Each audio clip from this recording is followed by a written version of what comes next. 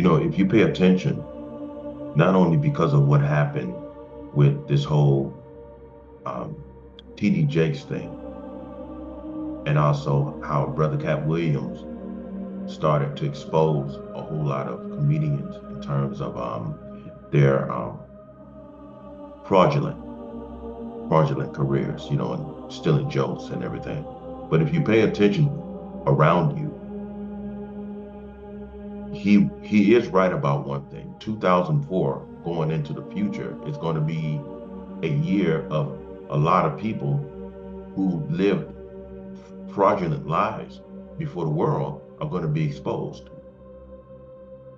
So the only thing about that is that after these people get exposed, what then is this going to continue, or are we eventually going to end up exposing factors about not only people but things that's going on in the world for a certain length of time, and then all of a sudden that too is going to in time be contaminated back into being fraudulent?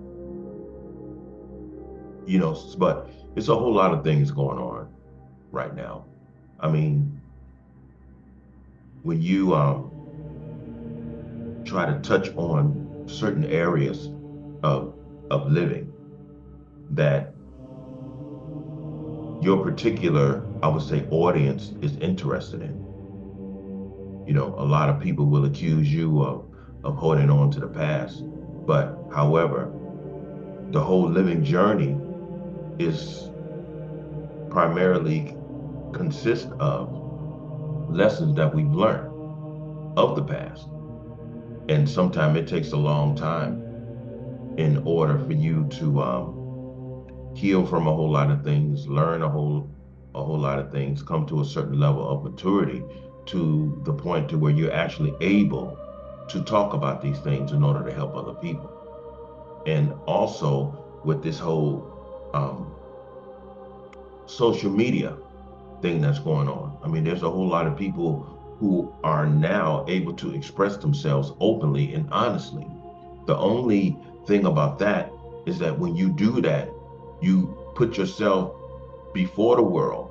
And we live in a world that is very dog eat dog, very harsh.